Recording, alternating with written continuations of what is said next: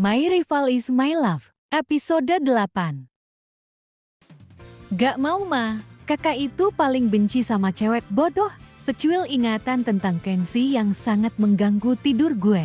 Bagaimana bisa kata-kata itu bisa terngiang-ngiang di kepala. Sampai tidur pun tuh orang selalu muncul di mimpi gue. Ken, maksud lo apa sih ngomong kayak gitu ke gue? Gumam gue jeti kepikiran tentang kata-katanya hingga bikin gue akhirnya terbangun. Dan saat itu juga gue sadar, selangkangan gue berasa kayak basah gini. Rasanya gak nyaman banget. Segera gue lihat celana gue. Takutnya gue mimpi basah. Gak taunya pembalut gue udah penuh minta diganti. Malam itu juga gue segera buru-buru pergi ke kamar buat ganti. Dan setelah selesai gue berniat buat balik ke kamar, mau lanjutin tidur gue. Saat hendak jalan menuju kamar, telinga gue seperti mendengar suara TV yang masih nyala. Gue segera periksa tuh siapa yang tengah malam gini nonton TV. Gue yang tadinya mau tidur jeti jalan ke ruang tengah buat periksa. Gue penasaran sih, dan hingga akhirnya gue tiba di sana. Seketika gue mengernyit, melihat orang yang lagi duduk di sofa sedang enak-enaknya nonton sambil ngemil. Kenzie, ngapain tuh bocah nonton TV jam 2 pagi? Gumam gue bertanya pada diri gue sendiri. Setelah melihat dia, seketika itu juga gue jeti males dan gue hendak balik lagi ke kamar. Saat mau jalan rupanya si Kenzie tahu kehadiran gue. Dia lalu manggil gue. Weh, Oneng, sini lo, panggil Kenzie melambai, suruh gue mendekat. Gue lalu noleh, dan gue ngacungin jari telunjuk ke muka gue sendiri. Lo manggil gue? Iya, lu siapa lagi manusia di sini selain lu? Sini duduk. Sahut Kenzie terus nepuk-nepuk tempat duduk di sampingnya. Gue sempat menggeleng buat nolak dia, akan tetapi dia ngancem gue dengan bilang bahwa itu merupakan perintah. Seketika itu gue langsung nurut buat duduk di sebelahnya. Onang, lo dari mana? Kenapa gak tidur? Tanya Kenzie sambil fokus lihat ke arah TV. Gue kemudian noleh ke dia, gue abis ganti pembalut. Seketika itu gue sadar dia manggil gue Onang. Dan gue langsung marah-marah ke dia. Tunggu dulu, siapa tuh Oneng? Kenapa lo panggil gue Oneng kampret? Gue itu punya nama, Angga. Gak ding sekarang dah ganti Anggi Rahmadani. Imbuh gue mengomel. Berisik, nama lo itu gak pas sama kebodohan yang udah lo sebabkan selama ini. Udah lo terima aja. Panggilan itu pas di elu. Cewek Onang, timpal Kenzie senaknya ganti nama gue. Siapa lo? Berani-beraninya ganti nama gue. Emang lo bapak gue senaknya ganti nama orang. Seru gue masih ngomelin dia. Diam. Kalau lo masih berisik gue beliin ayam sekandang biar lo tidur sama ayam. Bentak Kenzie mengancam. Kalau lo manggil gue cuma buat diledekin, mending gue balik tidur aja. Protes gue kesal lalu berdiri. Kenzie kemudian narik tangan gue. Dan dia nyuruh gue duduk. Dah lo duduk aja. No, lihat ada bola. Emang lo gak suka nonton bola? Gue yang lihat acara TV yang ditonton Kenzie seketika jati duduk lagi. Dan entah kenapa gue jati lupa kalau gue lagi kesel sama dia. Gue lupa hari ini ada pertandingan Liga Inggris antara Liverpool vs Manchester City. Kan udah lama ya mulainya? Tanya gue sambil fokus nonton bola. Lo kan bisa lihat sendiri timernya. Kenapa mesti nanya sih? Sahut Kenzie dengan nada ketus. Ya elah Ken, gue cuma nanya. Judes banget sih. Gak terasa, gue udah setengah jam nonton bola bareng Kenzie. Dan tanpa gue dan Kenzie sadari, ternyata gara-gara nonton bola, kita berdua jati akur dan gak pernah ribut kayak biasanya. Beberapa menit kemudian gue berteriak kegirangan setelah melihat gol yang terjadi di pertandingan itu. Dan gue tanpa sadar teriak-teriak sambil peluk Kenzie. Beberapa detik setelahnya gue sadar dan melepaskan pelukan gue. Sorry Ken, gue gak sengaja, kata gue yang jati kikuk. Dan entah kenapa jantung gue masih berdegup kencang meski udah gak peluk dia lagi. Dan gue lihat ekspresi dia cuma diem aja sambil melongo liatin gue. Kayaknya dia udah gak minat lagi deh buat nonton TV. Kelihatan dari tatapannya yang masih tertuju ke gue. Dan tak lama kemudian gue berdiri. Ken, gue mau bikin kopi. Lo mau gak? Gue nawarin dia mumpung acara bolanya lagi halftime. Ternyata lo perhatian juga ya ke gue. Sahut Kenzi dengan nada manja.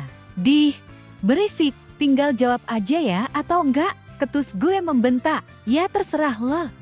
Akhirnya gue pergi ke dapur buat bikin 2 cangkir kopi panas. Dan tak lama setelahnya gue kembali lagi dengan membawa nampan berisi 2 cangkir kopi. Kan gue taruh sini ya, kata gue meletakkan nampan itu tepat di meja yang ada di depannya. Setelahnya gue kembali duduk buat kembali menonton acara bola di TV. Dan di saat yang sama gue lihat Kenzi lagi ngambil cangkir kopi yang gue bikin. Dia langsung tuh nyeruput kopi bikinan gue.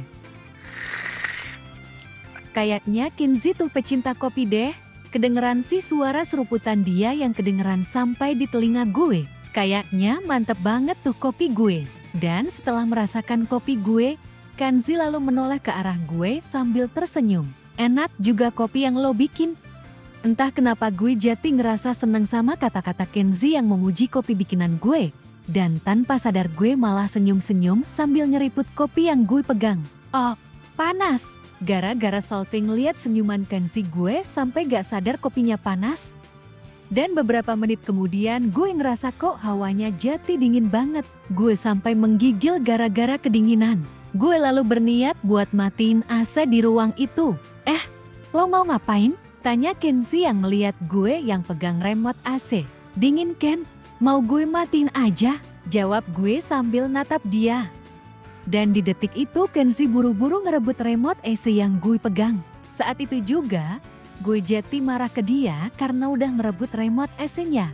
Ken, kenapa lo ambil remote-nya? Gue kedinginan Ken, bentak gue sambil melotot. Gak, lo gak bisa seenaknya di rumah gue suka begini, tolak Kenzi. Ya udah kalau itu mau lo. Gue mau balik ke kamar aja, seru gue kembali berdiri. Dan lagi-lagi Kenzi narik gue buat duduk. Lo gak boleh pergi, ini termasuk perintah. Ken, lo jahat banget, gue kedinginan di sini. Lo jangan. Belum selesai gue marah-marah, dia langsung mendekap badan gue dengan selimut yang dia punya. Udah gak dingin kan? Seketika gue jati terdiam mematung saat Kenzi mendekap gue bersama dengan selimut yang menyelimuti tubuh kita berdua. Beberapa saat kemudian gue sadar udah dipeluk sama dia dan saat itu juga gue mulai memberontak. Ken lepasin gue gak mau begini. Diam, katanya dingin, ya tapi gak gini juga. Gue risih kalau mesti duduk berdempetan sama lo, tolak gue risih. Gue gak peduli, ini perintah gue, lo udah janji gak bakalan bantah perintah gue.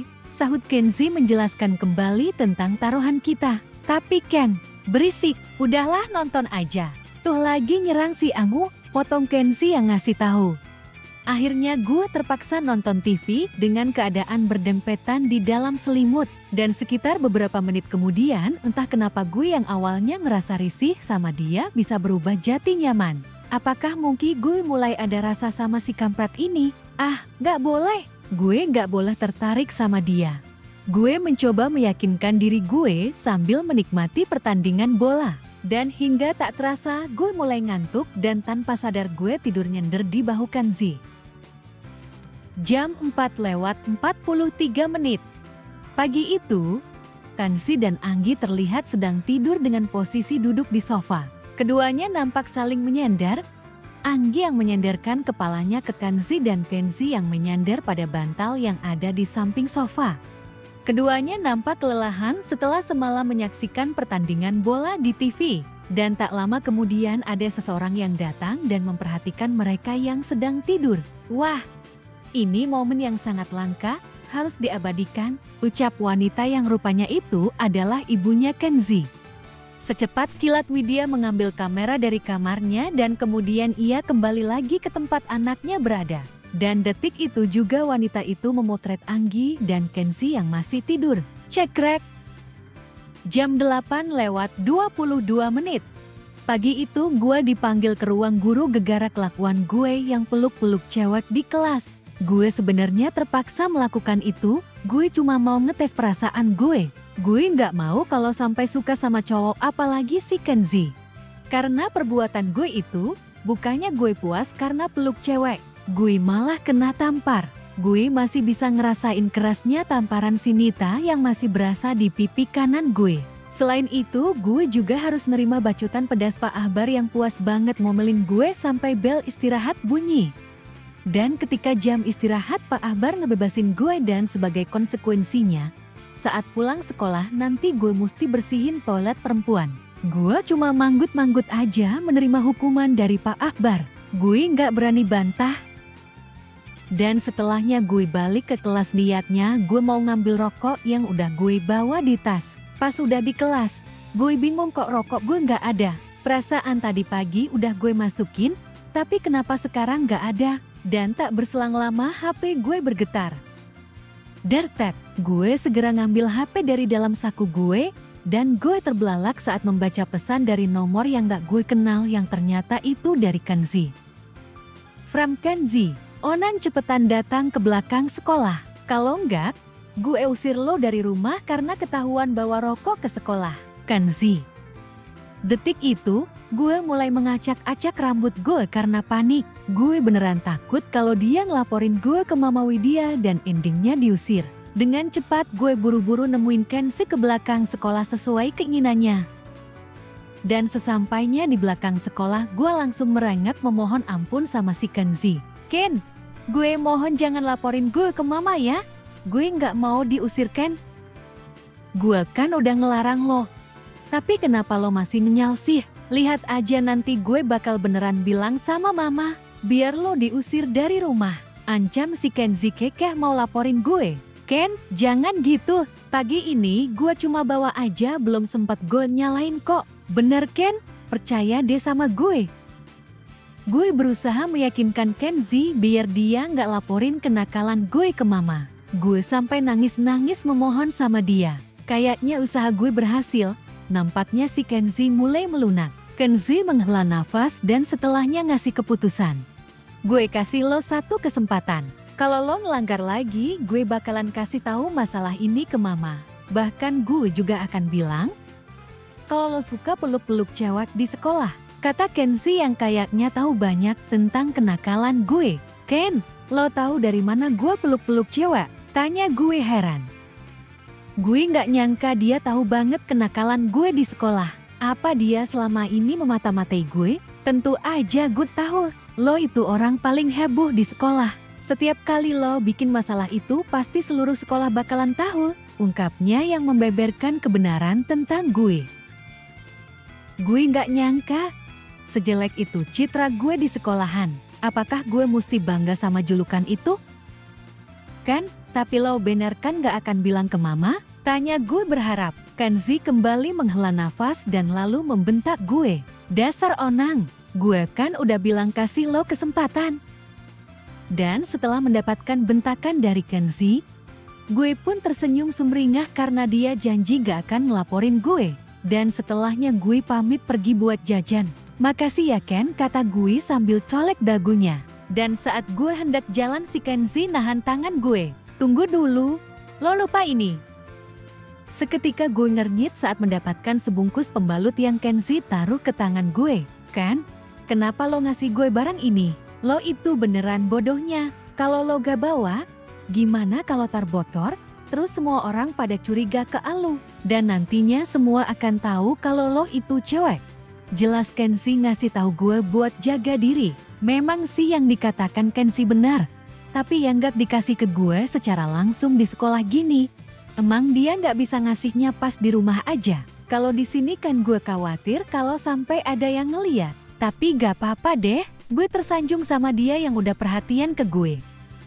Dan siangnya pas jam sekolah berakhir, gue beneran ngelakuin tugas yang dikasih sama Pak Akbar. Siang itu gue bersih-bersih toilet perempuan sendirian.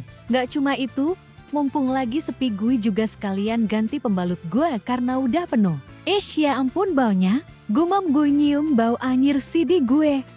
Dan tak terasa setelah 1 jam, pekerjaan bersih-bersih gue pun selesai. Setelah selesai gue langsung berniat pulang. Tapi sebelum pulang gue lapor dulu sama Pak Akbar biar dia percaya kalau gue beneran udah bersihin toilet. Setelahnya Pak Akbar ngizinin gue untuk pulang. Akhirnya gue bisa pulang tanpa nebeng dia lagi. Gumam gue yang lagi jalan pulang. Rasanya damai banget, gak ada si Kenzi di sekitar gue. Dan pas gue lagi jalan keluar dari gerbang sekolah, Gue terkejut melihat Kenzi udah nungguin gue tepat di depan gerbang sekolah. "Kenzi, ngapain lo nungguin gue?" tanya gue dengan sinis. "Jangan GR, gue abis latihan basket. Dan gue juga disuruh mama buat ngangkut putrinya tersayang," jelas Kenzi yang ngegas. Saking ngegasnya sampai mau copot tuh mata melototin gue. Akhirnya sore itu gue terpaksa nebeng Kenzi. Gue udah capek, bosen juga selalu berdebat sama dia. Mana dia tuh orangnya maksa, suka nyuruh-nyuruh, gak mau ngalah dan pengennya menang sendiri. Dan masih banyak deh sifat Kenzi yang gue sebel. Tak terasa udah sampai aja di rumah. Dan pas masuk gue langsung dipeluk Mama Widya yang nampaknya sangat khawatir banget sama gue. "Anggi, kamu kok lama sekali pulangnya?" tanya Mama setelah melepaskan pelukannya. "Ma, tadi aku abis ada kelas tambahan," kata gue berbohong. Gue nggak bisa bilang kalau abis dihukum. Bisa syek Mama kalau dengar gue dihukum karena peluk-peluk cewek. Mama Widya lalu menyentuh pipi kanan gue. "Ini pipi kamu kok memar? Anggi kenapa?" "Ini cuma ketampar temen gara-gara nyamuk, Ma. Biasa temen-temen aku kan banyak cowoknya," jawab gue. Gue terpaksa bohong lagi. Gue beneran gak boleh bilang yang sebenarnya ke Mama Widya. Dan tak lama Kenzi lewat sambil natap gue dengan sinis. Kayaknya dia sebel gue berbohong di depan ibunya. "Apa sih Ken? Kenapa lo liatin gue gitu?" ketus gue liat dia jalan. "Dasar pendusta," jawabnya yang lalu melengos jalan ke kamarnya. Beberapa hari kemudian, Pak Ahbar menginstruksikan kepada seluruh murid-murid kelas 12 IPA 5 untuk bersiap mengikuti lomba yang akan segera diadakan sekolah dalam rangka Hari Jati Sekolah yang kesekian.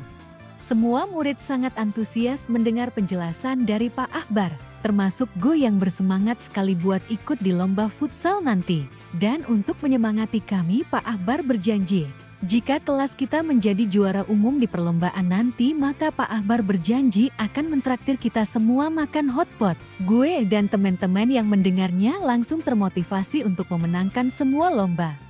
Dan tepat di hari Jumat dimulailah perlombaan HUT SMA gue yang terdiri dari 10 lomba.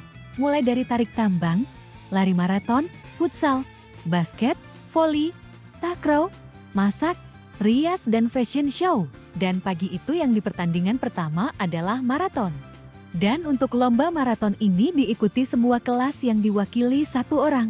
Dan tentunya bukan gue yang ikut lomba maraton ini. Ada teman gue Sitio yang jadi perwakilan dari kelas 12 IPA 5. Gue sih cuma teriak-teriak aja buat nyemangati dia lari muter-muter dari sekolah sampai lapangan bola terus balik lagi ke sekolah.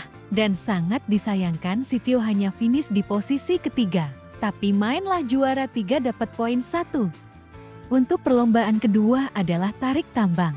Dan untuk lomba yang sekarang gue ikut sih, apalagi kelas pertama yang bakal kita lawan itu kelas 12 IPA 1 yang merupakan kelasnya Kenzi. Gue bener-bener semangat mau ngalahin dia, apalagi gue tahu kelas dia itu kebalikannya dari kelas gue. Kalau kelas 12 IPA 5 itu kebanyakan murid cowoknya, maka kalau kelasnya Kenzi 12 IPA 1 itu lebih banyakkan ceweknya. Dan makanya gue mau coba manfaatin situasi ini buat ngalahin dia. Dan sebelum perlombaan dimulai, gue iseng nyamperin dia yang lagi duduk bareng teman-teman kelasnya di kursi beton pinggir lapangan sekolah. Niat gue sih cuma manas-manasin dia aja.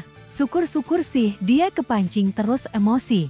Gue kan jadi seneng kalau dia emosi. "Haha, Ken, lo jangan nangis ya kalau kalah dari kelas gue," kata gue kirim siwar ke dia. Kenzi kemudian tersenyum kecil lalu noleh ke gue buat jawab, "Lo tenang aja, gue gak ikut lomba kok." Seketika gue terdiam mendengar perkataannya itu. Bagaimana bisa dia gak ikut? Apa dia ngeremehin kelas gue? Atau jangan-jangan dia lagi nyimpen tenaga buat ikut lomba basket yang dia kuasai? Aduh, kalau gitu gak ada gunanya juga gue menang di lomba ini. Dan tepat sesuai dugaan gue, tanpa ada Kenzi, kelas gue dengan mudah ngalahin kelas 12 IPA 1. Dan kelas gue pun menjadi juara di lomba tarik tambang ini. Ya gimana gak juara, kelas gue itu isinya cowok-cowok Badung semua. Jadi berasa preman semua yang main. Jam 12 lewat 11 menit. Siang itu gue habis keluar dari toilet Dan niatnya gue mau langsung balik buat ngumpul sama temen-temen kelas gue. Pas lagi jalan di koridor, gue dihadang sama si Kenzi. "Lo seneng bisa ngalahin kelas gue?" kata Kenzi yang berdiri tepat di hadapan gue. "Nggak, gue malahan kesel sama lo yang takut berhadapan sama gue," jawab gue ngejek dia. Gue sih nggak bangga sama sekali ngalahin kelasnya tanpa ada dia. Ibarat bagai sayur kurang garam. "Lo tenang aja. Di perlombaan nanti gua gak akan biarin lo menang," kata Kenzi coba mengintimidasi gue. Dan di tengah perdebatan kita berdua tiba-tiba aja ada suara orang manggil kita berdua. Dan dari suaranya itu gue sangat familiar sekali di telinga gue. "Kakak, Anggi, kalian lagi apa di situ?" panggil Mama Widya yang langsung mengagetkan gue dan Kenzi. Kenzi lalu berbalik buat noleh ke Mama yang sedang jalan menghampiri kita. "Mama ngapain sih kesini?" tanya Kenzi yang terlihat gak suka. "Emang Mama gak boleh ke sekolah anak Mama?" jawab Mama Widya yang sekaligus menjadi pertanyaan bagi Kenzi. "Nggak," jawab Kenzi tegas. "Kakak, Mama kesini cuma mau dukung anak Mama yang katanya lagi lomba," seru Mama yang akhirnya blak-blakan. "Mama pulang aja, kakak nggak usah didukung-dukung.